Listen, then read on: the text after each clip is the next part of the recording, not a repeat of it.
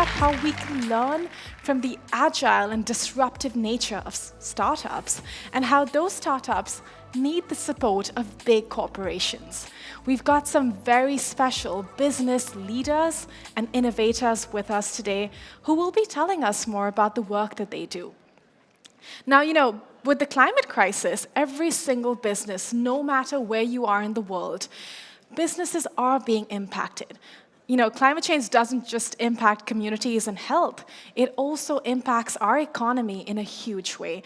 And I think that's one of the reasons why having a business-led approach is something I'm so passionate about.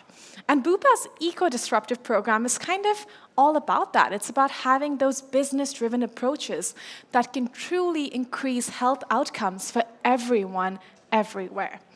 What's interesting is that I think big corporations can learn a lot from smaller startups, from the agility, from the disruption, from the creativity of smaller startups. And I think smaller startups can learn so much from big corporations and the wisdom of what it takes to truly scale up an idea across the world and in different markets. But how exactly does this work? I mean, these collaborations can be messy and they're difficult. And how do you actually make sure that there is enough value for every single stakeholder in the system? Well, thankfully, to answer this massive question, I've got 4 very talented and intelligent people who will be joining me today.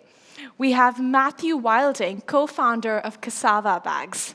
Alice Adey, co-founder of Earthrise Studio, a creative studio dedicated to communicating the climate crisis. Pierre Paslier, co-founder and co-CEO of Notpla, the 2022 Earthshot Prize winner. I was on the Earthshot Prize Council, the advisory panel, and it was such a pleasure to see the work that Notpla does. And I'm so happy to have you here in the room and hear more about your work and the work that your team does. Pierre and his team are dedicated to finding solutions to the global plastic crisis through their work on packaging made from seaweed. And I think we might have a surprise for everyone here today. And then we have Linda Ball, founder and CEO of Upcycle Medical, which provides eco-friendly medical uniforms that combine style, comfort, and sustainability. They look great. And we have her here with us today. She's also another participant in Bupa's eco-Disruptive program. Welcome, everyone.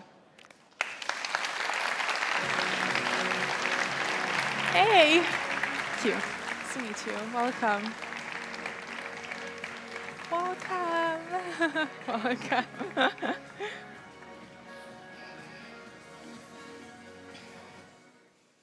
All right, thank you so much for joining me today. I'm so excited about our conversation.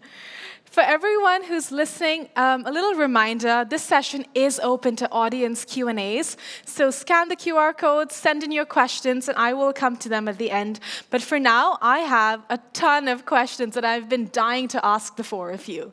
To begin with, I actually think that what's interesting is that so often with startups, we hear about the work that's being done and we see, the final products. But I'm really curious about the people and how your perspectives kind of find their way into what you do. So I want to hear about that first trigger, that first moment of inspiration where you decided that this is what you want to do. And how does that influence you today? Do you want to start, Matthew? Yeah. So our founders, we had a sustainable cafe in Australia, and we're always looking to find the best ways or the most efficient ways we could be more sustainable. And in a trip to Indonesia, we came across the cassava root, and we were introduced that it could be converted into starch, which could then be converted into a monomer, which we could have many applications. So from there, that was our trigger point. We're like, oh, there's so much we can do with this. That triggered us, and from then we haven't stopped. Yeah. Love that. That's such a cool story. What about you?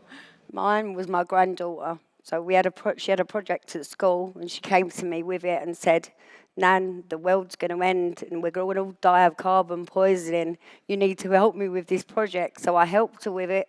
When I looked into it, it was so bad.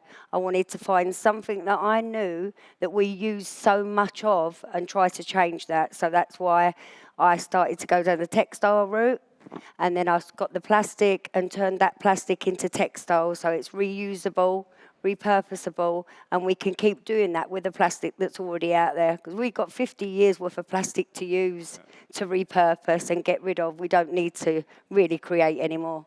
I love that, Linda. What about you, Pierre? Yeah, probably a couple of moments. The first one was I used to be a packaging engineer, so I was working for L'Oreal, the cosmetics company, and I was sitting in front of the conditioning lines that were making like those cream jars and shampoo bottles, and just seeing the sheer speed of manufacturing and how incredibly evolved the engineering is for making those products, and that we have pretty much zero plan for end of life. So we're just kind of like really good at making the stuff, but we know that like when it's out, it's out. And I think that that was kind of like a bit of a shocking moment where I was like, I can't do this anymore, I've got to do something else, so I quit my job. And then I came to London to study a master's at Imperial College and Royal College of Art, where I met my co-founder. Thinking that I had left the packaging world behind me. But like in one of the projects we were kind of like saying to each other, how cool would it be to create packaging that feels more like a fruit than like an industrial container? And we looked into natural materials, and cassava is an exciting one, seaweed is another one. So we started playing around with seaweed in our kitchen, making the first little bubbles. And that was a surprising moment. So we were like, okay, maybe we should do more of this. How many versions of like iteration did it take? Thousands. Oh, really? Thousands? They were tasting incredibly seaweedy and fishy, and it was very, very far from a nice experience. What about you, Alice? So like you, I'm a filmmaker, although I think my invitation to be a Nat Geo explorer has got lost in the post. I'm very jealous. But much like you, I've been traveling to climate and conflict front lines for almost 10 years, which is crazy to think. And when you're faced with the realities of climate front lines and you see the human cost, that of course there is a cost beyond the materials, the air pollution, the issues and biodiversity, and that it's not just a nature problem. And as Deborah so brilliantly articulated, that we are of course not separate to nature. You know, the stories that were being told about climate were as though it is happening to nature, to the environment, far away in an abstract place. And I really felt that the human story wasn't being told, and that was really the inspiration 3 years ago to co-found Earthrise Studio, which is an impact-driven media company for people and planet, to tell this story better. And so much has changed, but many challenges are ahead. And the reason we named it Earthrise is based on the 1968 photo, the first ever photo taken of the Earth from space, and it's credited for kickstarting one of the first environmental movements. And so we felt we're at a similar crossroads, a similar turning point, where there is a massive opportunity to tell better stories and trigger the urgent change that is necessary.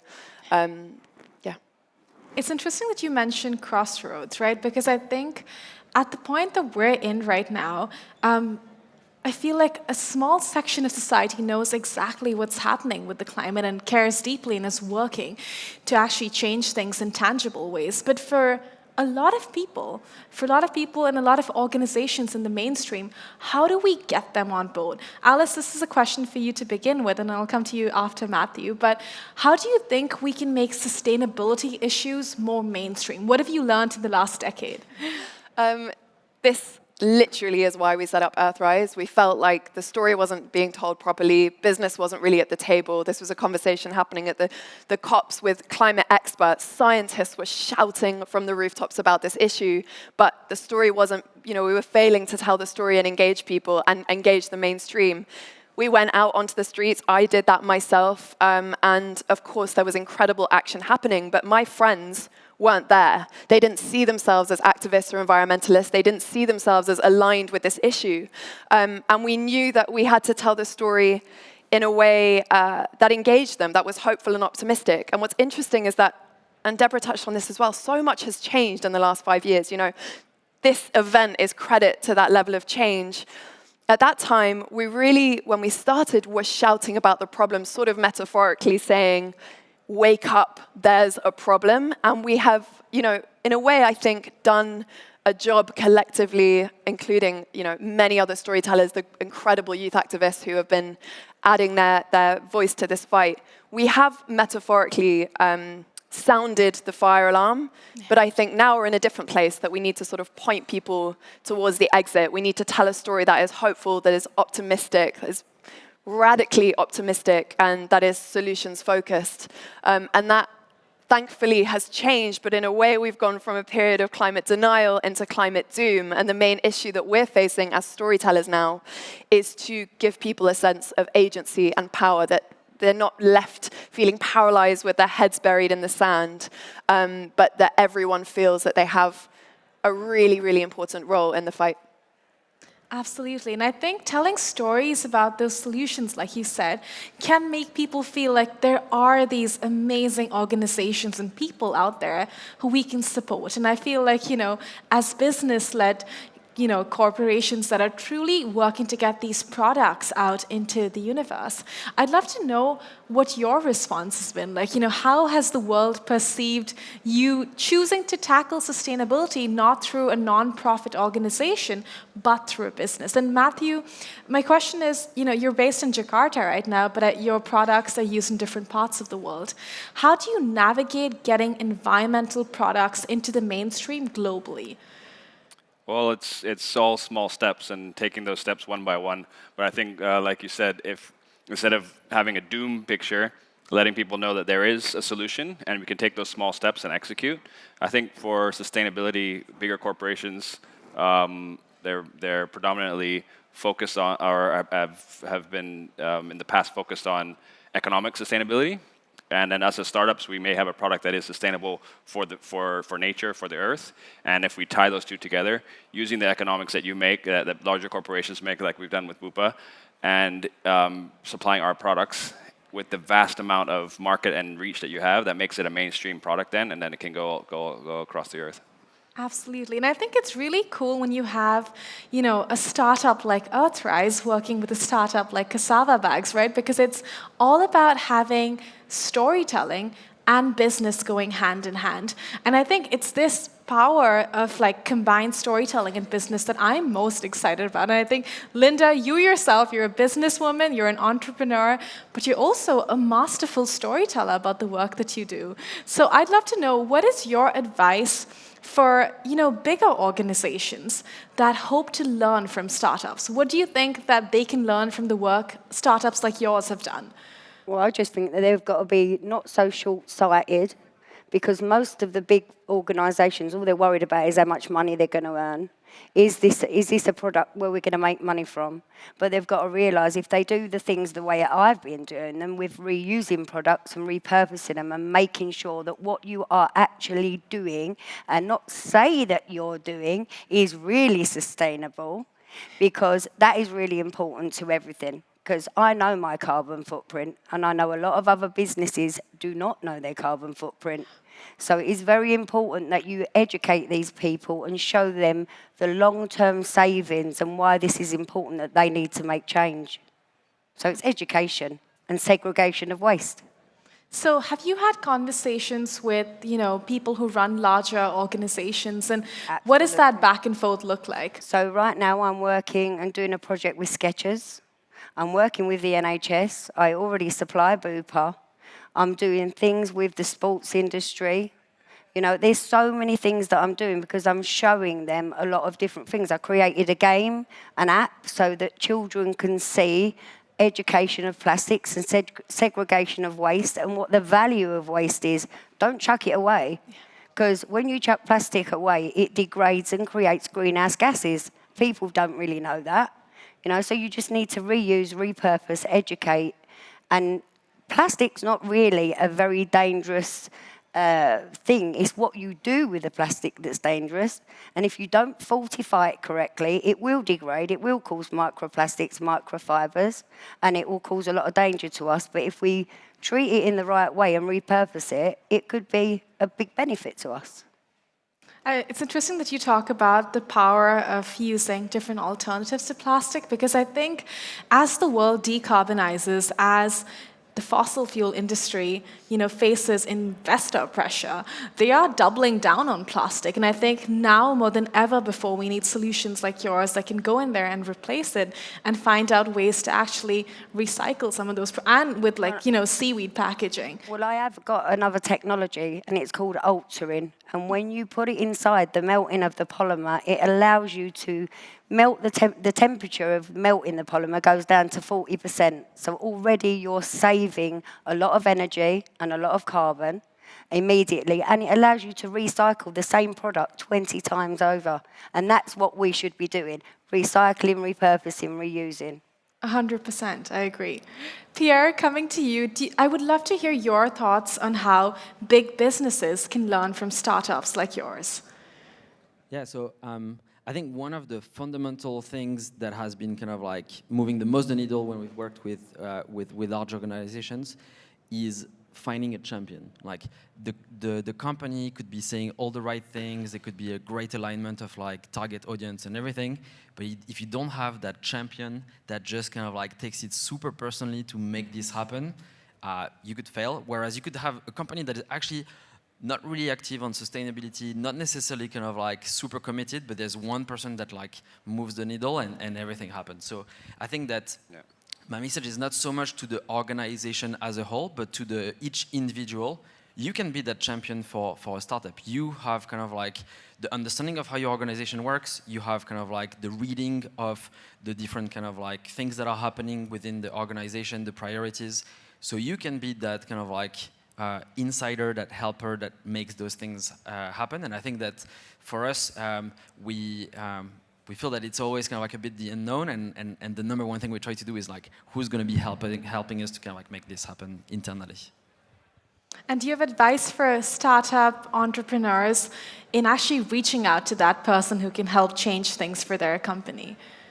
Yeah, I mean, we're all human beings. Like, you might work in government or large organizations or whatever it is, but at the end of the day, you're someone who has a family, who doesn't want to kind of like breathe polluted air and kind of like leave kind of like polluted rivers behind. And so I think that like if you really bring it to the kind of like human level, like that's just something that we all agree we need to solve together. And I think that just spending time in building relationships and not kind of like jumping straight into kind of like feature 1, feature 2, feature 3 is really important, because at the end of the day, you never know when things happen. Those people will kind of like reach out because they've enjoyed working with you, rather than like just because purely your solution is technically doing the job.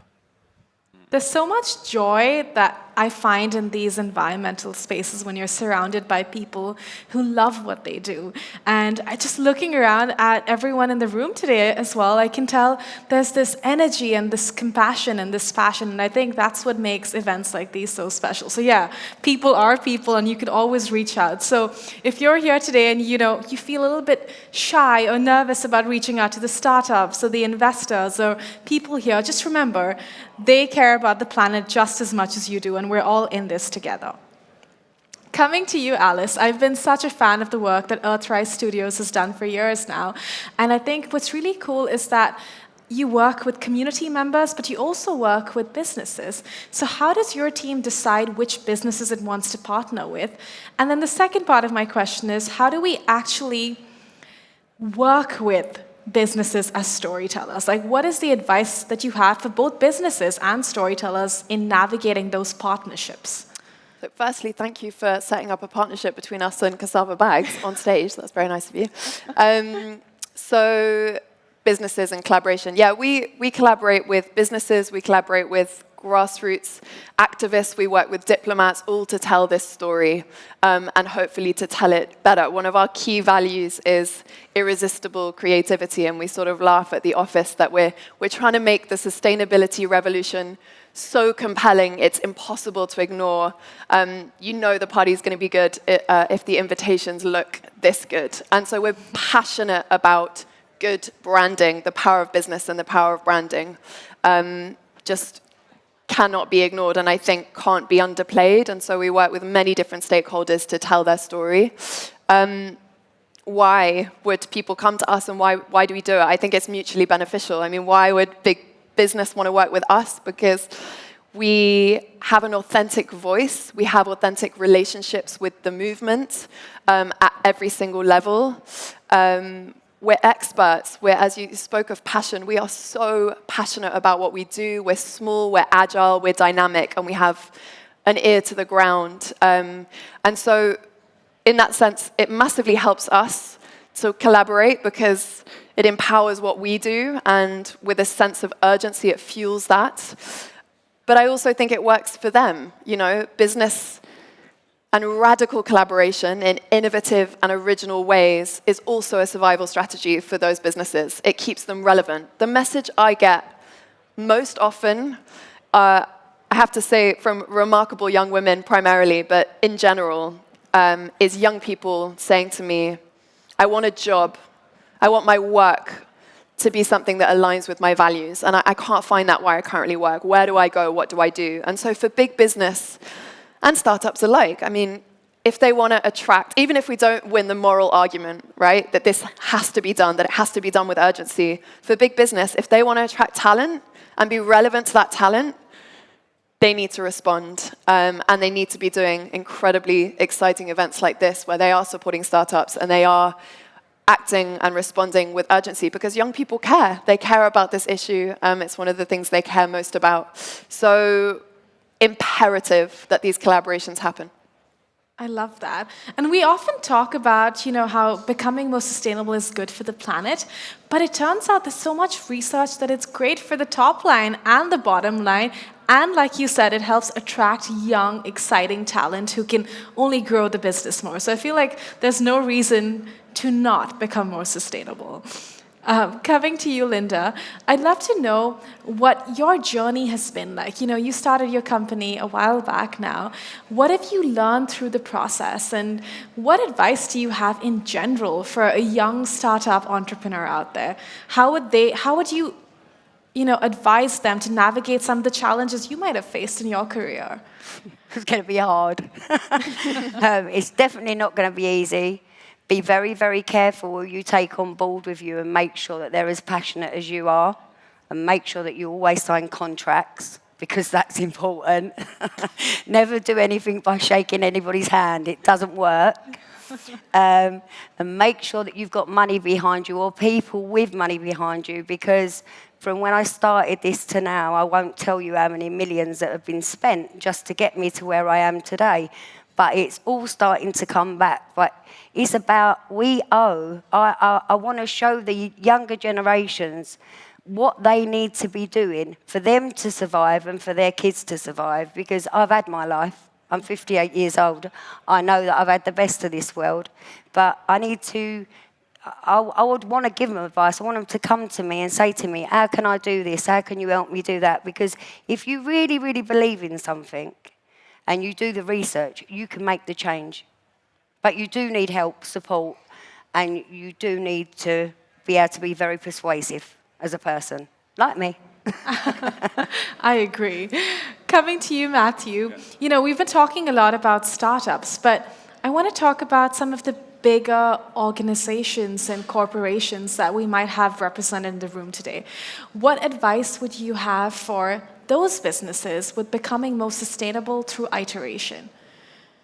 There's 100 things you could do, but I think if you identify the biggest problems, break them down into small bite sizes or executable sizes that we can execute and get done and make that change, clear it, go to the next step, and keep on going. Don't stop or think, okay, I touched the tip of this little part and that's covered.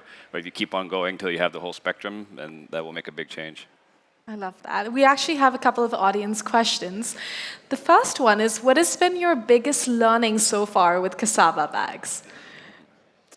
I would say if they tell you it can't be done, keep on trying. You'll figure it. There'll be a way. Don't get discouraged if you don't make it on the first round, or if you have failures or disgruntled people, or people who think that it's maybe you may not be the best solution that could ever be, but it's the one you have now. Improve on it, build it, keep on going, and then you'll come up with the final solution that really does work for everything. That's amazing. I love that. We actually have a question that I think about very often as well, and it's about price point. Because it's so easy to talk about sustainability, but one of the biggest problems is that sometimes choosing to have more sustainable clothes or travel decisions or a car or even like plastic packaging, right, is substantially more expensive, and that kind of makes it an equity issue. It makes it an issue of privilege. So the question is, how do we engage populations and communities to support choosing more sustainable alternatives when cost is often an issue? That's a question for you, Pierre. Yeah, so it's a thorny question because I think today we're basing this kind of like analysis on a very broken accounting system. We're looking at like just the price of the extraction and the human activities without really looking at like the overall cost of all these externalities. So what's the price of having microplastics in our blood? That's not really coming into the kind of like price per ton of polyethylene. And so I think that hopefully very quickly we're going to reintegrate some of those costs, and there's multiple ways to do that. But I think like one that we're seeing happening like from 1st of July in the Netherlands, there's now a tax of about 25 cents on single-use plastics for takeaway containers. That makes instantly the kind of like price of plastic very discouraging, and all of the other solutions are becoming much cheaper. So all of a sudden, that whole kind of like old accounting goes out of the window. Unfortunately, we can't really rely on like regulators to be kind of like first movers. It usually takes quite a lot of time for them to kind of like realign with reality. But I think we're fortunate that like in Europe and like the UK and the Western world, there is a lot more kind of like pressure from the regulation side of things. And in a way, as startups, we have the role of saying, hey, solutions exist at scale. You can go for it. You can ban those things. We will be able to supply, and kind of like the world is not going to come to a halt. But yeah, I think that like the green premium is a challenge. It's one of the biggest kind of like limiters for our kind of like takeaway boxes that we now kind of like have available in tens of countries to really kind of like reach the full scale, because there's still a lot of those kind of like solutions that are claiming to do a little bit of the eco kind of like side of things while not really delivering. And I think that to be able to kind of like have also a more level playing field, we need to be a lot stricter about what can be claimed and not. So another piece of kind of like interesting kind of like legislation that's happening in the UK and Europe is also kind of like making it a lot easier for companies to be sued by NGOs if they stretch reality a bit too much. And like now it can cost you up to 10% of your annual turnover. So that's a pretty big fine.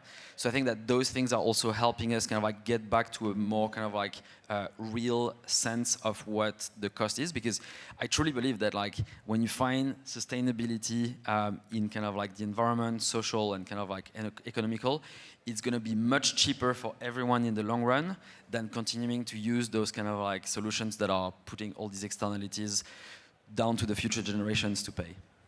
That's a really valuable. I think Alice wanted to add to that. Well, I just want to also add, which speaks to what you're saying. I think it's also about a values shift and what we value. And I think the change that is required, that we all know is necessary, is both about innovation and a values shift. And of course, they're very much interconnected. And why I'm passionate about the power of storytelling is because I believe that stories shape culture, which shapes values, which shapes business, which shapes leaders, which shapes policy, and ultimately shapes the system. So we change the story, we change values, and we can change the system. And so the values shift, the behavior change is also crucial, I think.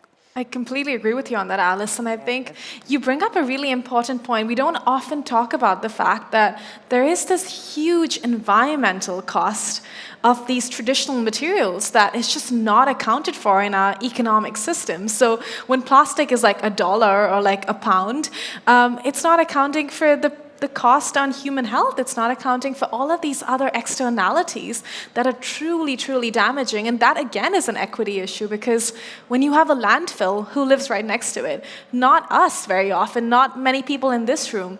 It is the poorest communities. So I think solutions like yours, when complemented with the right policy support and the right investment as well, can truly, truly change things in positive ways and change our definition of that price point as well. Alice, the next question is for you. How do you scale up an idea from a startup into a bigger business? I remember hearing about Earthrise Studios a few years back, and I feel like just in the last couple of years, it's grown and blossomed in so many ways. So what advice do you have for businesses who want to scale up and do more? Very good question, and thank you for your kindness. I mean, we are a relatively small and lean business, but we have very big ambitions. How have we done it? I think through we're the sum of our parts and the team members that we have, and I think building the right team, that everyone will agree, is one of the hardest things you do, but also the best. I think we've been really lucky in the sense that we very clearly found our mission, had a very clearly focused mission. There is no lack of climate storytelling that needs to be told. So in that sense, there was a clear gap in the market that we felt we were filling. And so tenacity, resilience, as you said, trying, failing multiple times and experimenting. You know, the model of Earthrise as a sort of startup media company driven by impact and driven by purpose, we're sort of structured as a combination of a creative studio and a production company. We have multiple funding verticals which make us resilient and dynamic in the way that we operate, and therefore able to navigate changing environments and changing appetite. And you know, that came, as we all do as startup entrepreneurs, by really understanding the space that you're entering and keeping an ear to the ground and constantly talking to your audience and having a relationship with that audience. One of the key things about Earthrise is that we've built our own audience, about 4 million people across socials, and so it allows us to have that ear to the ground and understanding the shifting tides in the conversation, and therefore create better content and storytelling products. So keeping our finger on the pulse is probably the way that we will continue to scale, hopefully in a sustainable way. The last thing to say, though, is that we think about growth a lot, and we do think about the idea of sustainability also in the way that we grow. And so scaling very, very quickly is not something I'm interested about. I'm interested in this business having a long life and having sustainable growth. Love that. Linda, coming to another amazing female entrepreneur, I'd love to know how your business went from being a small idea to this corporation almost. Like, you know, you're a big business that is growing every single year, and you're partnering with all of these amazing brands. So how did that scaling up process work for you? Well, I just found all the people to connect to in the UK. Everyone that I'm working with is local to the people that I'm supplying. So I just went out there and found everyone over the last 5 years, just so that we could create the industry in the UK, you know, create jobs, bring back business, make our own stuff. If we have another pandemic, we would not be prepared. So I wanted, because of COVID, to make sure that we was prepared. So I just went knocking on doors, calling everyone up, explaining to them what I was doing and showing them the way forward, because it's really important. You know, with the sustainability and what you just said a minute ago, we have millions and billions and trillions of tons of plastic out there. We cannot just leave it out there and start something new. We have to use that plastic in whatever way we can, and we need to do it by reusing it and repurposing it, because if we don't, we're not going to survive for very long. That's a really good point. The next question is for you, Matthew. It's from our audience, and it's, young people today have more awareness of the importance of sustainability. As future business leaders, how do we actually get that education about sustainability to them? And how do we get that to them in places where there isn't as much awareness, you know, not just in the UK and in the US, but in other markets? I live between New York and India, and when I talk to young people in the US and when I talk to young people in India, I often feel like there is a gap because of the resources that are available and because of the language gap as well with English. So how have you navigated this process of also reaching out to communities and educating them, if you have? Yeah, I think we take the view that education is marketing. So if we put that in a business sense and we educate, we take the time to go to the schools, we take the time to go to the events or the, you know, wherever they are. We reach that market, not selling them a product, but educating them about the problem and letting them know there's a solution for it. That really helps instead of you know, trying to just sell or push.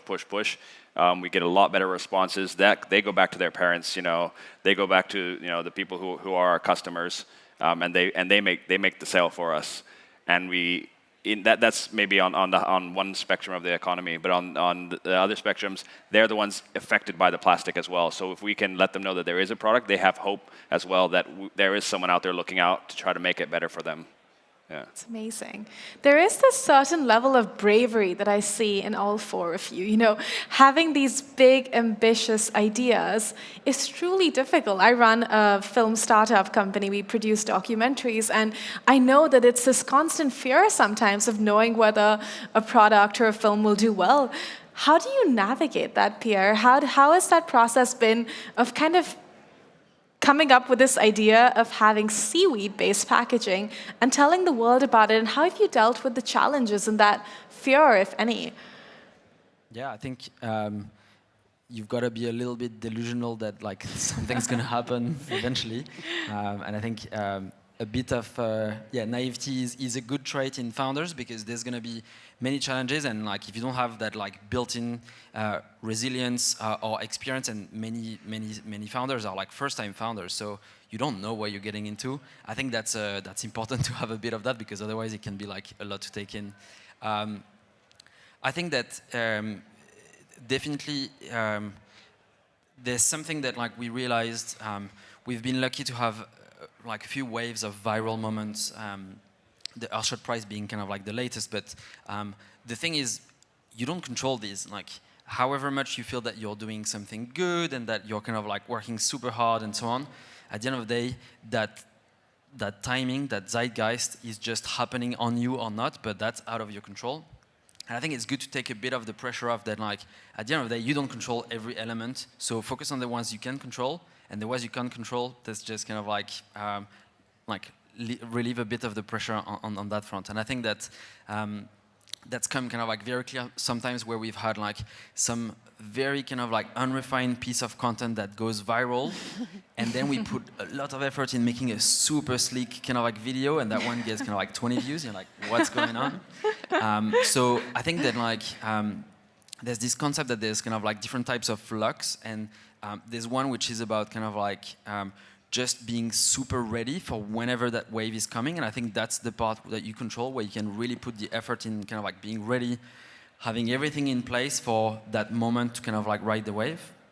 Another one is to kind of like be in the right circles and kind of like making sure that you understand the networks that you need to be embedded in. But then the other types of luck, that's the ones that you don't control, and you just have to kind of like accept that your competitors or someone who's done this 3 years ago or in 3 years is going to have the benefit of that, and you might not. So yeah, I think it's just kind of like reality. I think that's really useful and honest advice, honestly. We're about to wrap up. Before we go, I wanted to ask each one of you, what is one thing that you are super excited for in the next year with the companies that you run?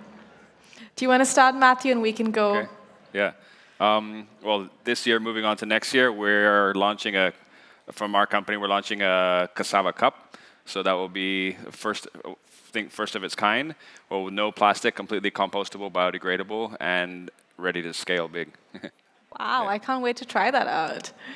What about you, Linda? Well, I'm just looking forward to supplying everyone in the medical industry with the medical clothing that I've got, and also the other things that I've got, like the app to educate the kids with the game, you know, the sportswear, the high visibilities. There's no end to the textiles that we can provide out there, and just replace what you're getting now with reusable plastic ones. Absolutely. That sounds so exciting. Pierre, what's on the radar for your company? Yeah, so we're finalizing a few contracts with some big Premier League stadiums that are going to switch to our kind of like takeaway boxes. So I think that going to a game and seeing that like we're not using plastic would be really exciting. Alice? So we are very, very lucky to work with voices and people that you might recognize, like David Attenborough and Jane Goodall and Barack Obama, and individuals who are thought leaders and, you know, are very respected voices in the climate space. But just as exciting to us and to me is that we work with extraordinary frontline activists and grassroots activists who people may not have heard of. And the best projects are where we get to connect those dots and get them to collaborate. But one thing I'm really excited about this year is we're making a feature documentary following the extraordinary Sonia Guajajara, who is the most prominent Brazilian indigenous leader who last year wanted to make history by becoming a federal deputy in Brazil's government. There was an election last year, a shift, thank God, from Bolsonaro to Lula. But Sonia not only won, she's become Brazil's first ever indigenous minister, because Lula, in winning, introduced an indigenous ministry. And this is beyond historic and beyond the wildest dreams of indigenous communities, who are only 5% of the world's population, protecting 80% of biodiversity. So telling stories like that are about the paradigm shift that is happening in the world right now is what's really exciting me. Well, I can't wait to watch the documentary when it's out, and I'm sure the rest of us also can't wait to see it. So I think we've got a little bit of a surprise that I teed up earlier. Are you guys ready? So Pierre is probably going to do a better job explaining this, but we've got Pierre's products from Notpla right here with us. Every single one of you has a plate with the oohoos, which are these amazing edible bubbles that have water inside of them. Tell me about this before, because everyone here can actually go try them at the Accelerate bar after. Yeah, so we've got plenty for you guys to try. This is our first product, the one we started with. It's edible packaging, so it's really out there. Wow. Actually, like not too far from here, we've been using this, for example, for the London Marathon, where we were filling them with like energy, like isotonic drinks and so on. I think those ones are flavored water, so it's a bit less kind of like high in calories. And the concept here is really, it's a bit like a fruit. You can eat the whole thing. So the idea is to like pop the whole thing in your mouth. It's going to explode a bit like a cherry tomato, so make sure you close your mouth. We always have someone who doesn't. And then you can eat the whole packaging. It's made from seaweed, but we obviously remove the green and smelly part of the seaweed so that we have something that is just like a gelatinous membrane.